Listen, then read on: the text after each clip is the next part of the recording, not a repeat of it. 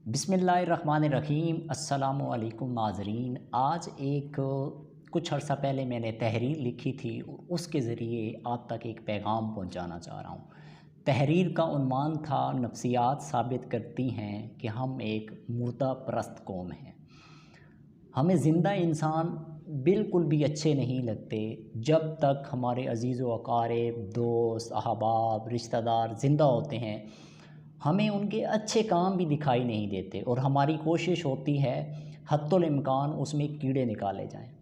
अच्छा, हमें इतनी अखलाक़ी जुर्रत भी नहीं होती कि हम उनके अच्छे कामों पर उनकी तहसीन कर सकें, लेकिन जैसे ही उनकी वफ़ात होती है हमारी सारी हमदर्दियाँ जाग उठती हैं और हम उन्हें, पता है होता क्या है, हम उन्हें फ़रिश्ता डिक्लेयर करने में कोई कसर नहीं छोड़ते।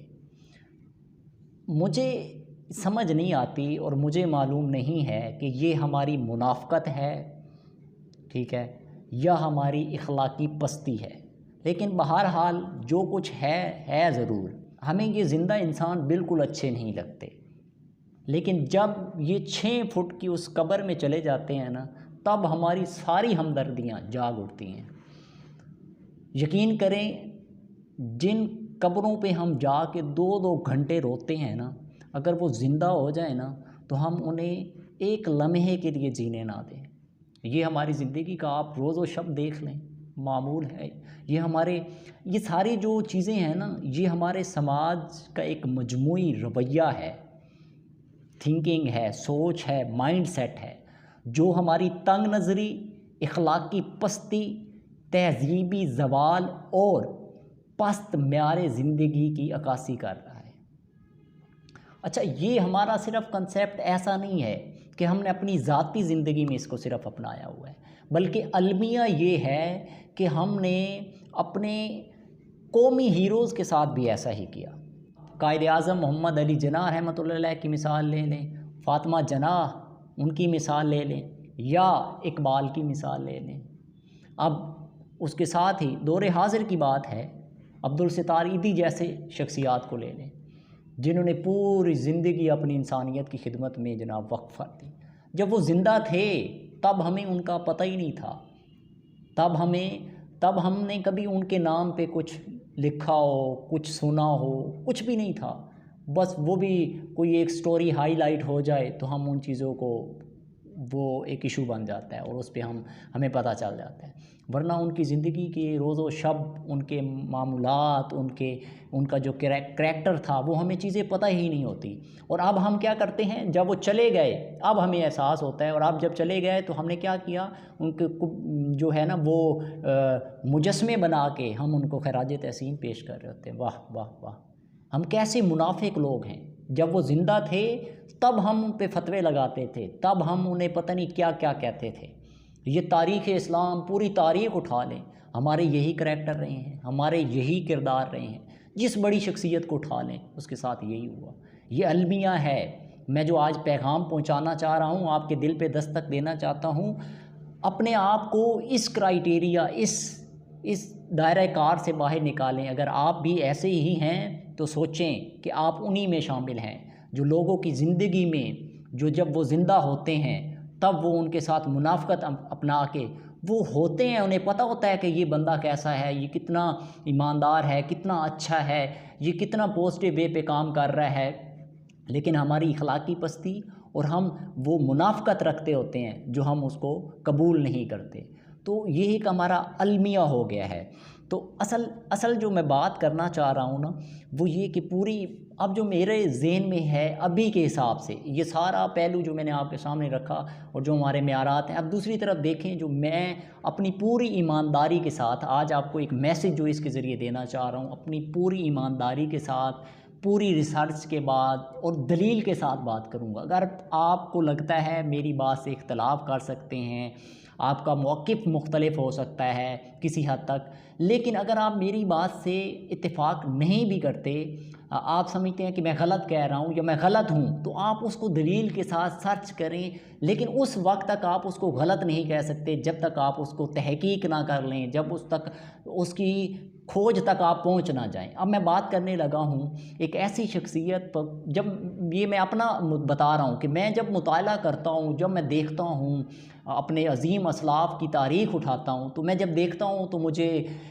मौलाना रूम नज़र आते हैं। उनका काम, उनकी तजदीद, उनका उम्मत मुस्लिमा के लिए एक वर्क, वो देखता हूँ। तो आज जब हम नाम लेते हैं तो हम सोचते हैं काश हम उनके ज़माने में होते, काश हम उनको देखा होता, काश हमने उनके साथ काम किया होता। इसी तरह इमाम ग़ज़ाली रहमतुल्लाह अलैह, उनकी मिसाल ले लें। इतना काम, इल्म पे किताबें लिख दी, 700 से ज़्यादा किताबें लिख दी, काम किया, और वो काम किया जो आज तारीख़ में ज़िंदा है, जो उनकी शनाख्त है, आज तक उनके काम, उनकी पहचान है, उसकी वजह से हम उनको कोट करते हैं हमेशा। इसी तरह आप इल्लामा इकबाल रहमतुल्लाह अलैह की मिसाल ले लें। आज भी शायरी उनकी ऐसे लगता है कि वो आज की लिखी हुई है, एक ज़िंदा और जावेद जनाब मिसाल है उनकी आज। तो वो लोग, उनके काम जब मैं देखता हूँ ना, तो आज की एक शख्सियत जिसकी तरफ मैं आपको मोड़ना चाह रहा हूँ, इन सब के काम, इन असल में हमारा मसला कि हम पढ़ते भी नहीं हैं, स्टडी भी नहीं करते, और हम बस उठे बैठे हर बंदा ही फतवाबाज बना हुआ, हर बंदा ही आलिम बना हुआ है। पहले पढ़े तो सही, उसको सर्च तो करें, उसके बारे में फिर राय कायम करें। अब मैं आपको जो दस्तक देना चाह रहा हूँ आपके दिल पे, वो इन सब को अगर आप पढ़ेंगे ना, स्टडी करेंगे, जो कि मैंने पढ़ा, स्टडी किया।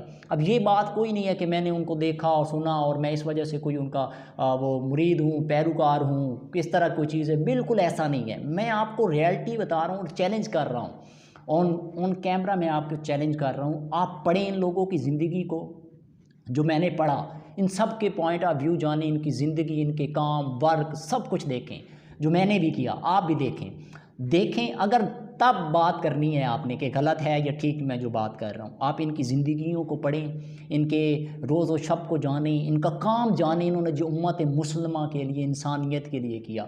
उसके बाद आप जिस शख्सियत का मैं नाम लेने लगा हूँ, उसकी ज़िंदगी को भी आपने पढ़ना। लोगों की बातों पे नहीं जाना, लोग क्या कहते हैं, सोसाइटी में क्या है, मीडिया क्या कह रहा है, लोगों ने क्या सुनाई है, वो क्या सुना रहे हैं। आप इनकी ज़िंदगी की रोज़ व शब पढ़ें, उनका काम जानें, उनकी वर्किंग के बारे में पढ़ें, जो वो काम कर रहे हैं, जो उन्होंने कर दिया, उसी के बारे में। जैसे आप अपने असलाफ़ के बारे में पढ़ेंगे, मौलाना रूम, इमाम ग़ज़ाली, इल्लामा इकबाल रहमतुल्लाह अलैह, उन सब की ज़िंदगियों को पढ़ें। इसी तरह आप इनकी ज़िंदगी को पढ़ें, तब आपको पता होगा, तब आप कंपैरिजन कर सकेंगे कि इनकी ज़िंदगी और उनकी ज़िंदगी में क्या फ़र्क है, और क्या काम ये इस वक्त क्या कंट्रीब्यूशन दे रहे हैं, हम किस ज़माने में ज़िंदा हैं, तब हमें एहसास होगा। और वो शख्सियत है इस वक्त जो मौजूद है, जब मैं उनका कसीरुल जहती काम देखता हूँ। इन लोगों ने, इकबाल था तो उसने एक रुख पे काम किया।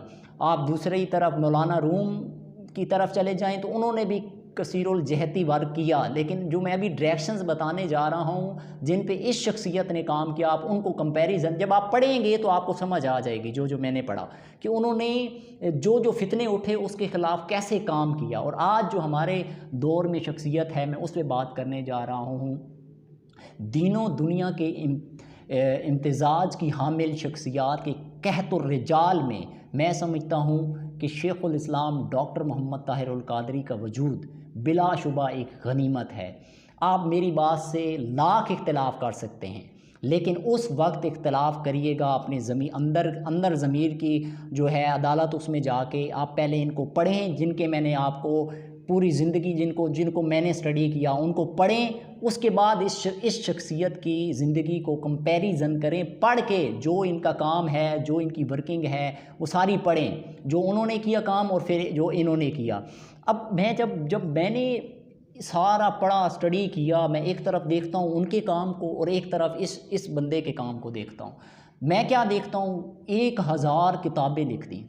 ज़रा सोचें, अपने ज़हन में, अपने इदराक में लेके आएँ, अकेले बैठ के सोचें कि हम 2-4 किताबें लिख दें, 10 किताबें लिख दें, 20 किताबें लिख दें, मुसन्निफ़ बने फिरते हैं हम लोग, और ढंडोरा फेरा होता है, एडवर्टाइजमेंट कर रहे होते हैं। उस बंदे का हिसाब लगाएं कि अल्लाह ताला ने उसके वक्त में कितनी बरकत रख दी, कि आप देखें 1000 किताबें।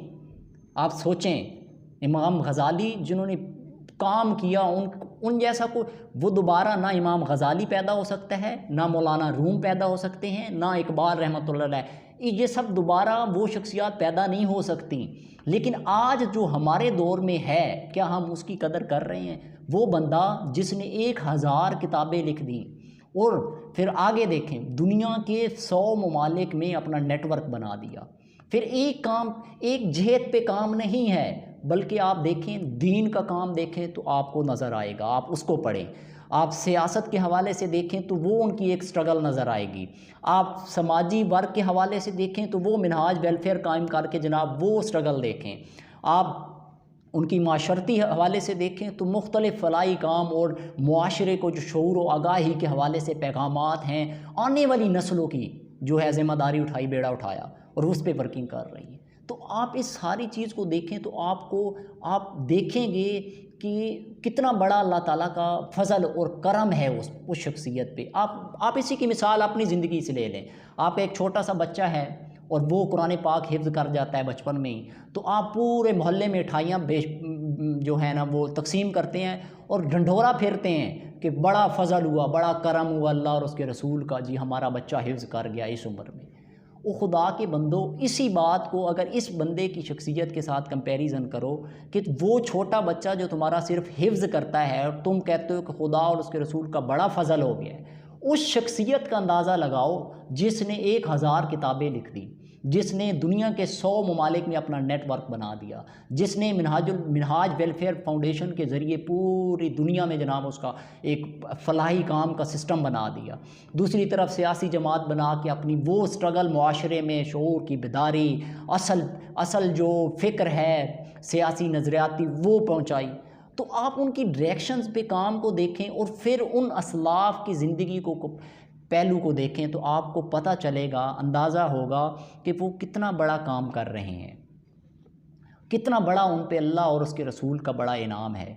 अगर ऐसा आपको लगता है तो मैं आपसे, मेरी दरख्वास्त है, मेरी गुजारिश है, मैंने क्योंकि मुझे उस चीज़ का इदराक हो गया है, मैंने पढ़ा, स्टडी किया, मैंने उनको जाना, जानने के बाद आप तक वो मैसेज पहुंचाया जो दूसरे असलाफ़ की ज़िंदगियों को मैंने मुताला किया और उसके बाद इस शख्सियत का। हमारा मसला क्या है, जब वो ज़िंदा होते हैं तब हमें वो हमारी मुनाफ़क़त समझ लें या हमारा पस्ती समझ लें या हमारा जो भी उसको आप नाम दे लें, हम उनको पता नहीं इधर से सुनी बात, उधर से सुनी बात, इधर से सुनी बात, जो लोगों ने हमें कहा हम उसके पीछे चल पड़े।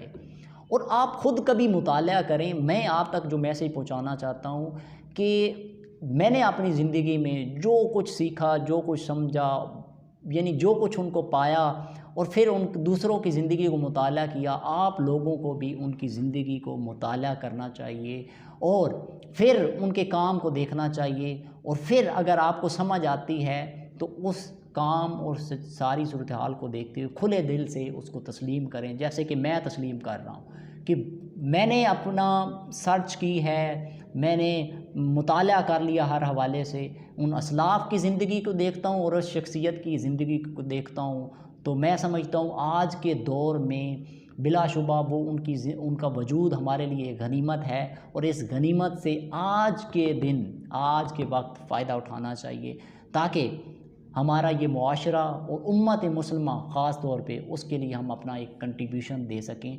ये अपनी अपनी सतह तक है कि हम खुद कबूल करें, हम खुद उसको पढ़ें, हम खुद उसको समझें। मैं ये नहीं कह रहा मेरी बात पे यकीन करें, मैं ये कह रहा हूँ कि उनको पढ़ें तब आप उनको गलत या सही कहें, आप उनको मुताला करेंगे तब आपको पता चलेगा। तो उसके बाद आप उस मैसेज को अपनी ज़िंदगी में डालें, फिर लोगों तक पहुँचाएँ और इसी तरह मुआशरे में बेहतरी आएगी और उन लोगों की ज़िंदगी में हम उनकी जो अल्लाह ताला ने हम पे एक बहुत बड़ा इनाम किया या नेमत दी वो गनीमत की सूरत में, तो हमें वो चीज़ उसका एहसास भी होगा, इदराक भी होगा और तब हम उसके नेमत का शुक्र अदा करने वाले बन जाएंगे। तो आज का मेरा यही पैगाम था। बहुत शुक्रिया। Thank you so much.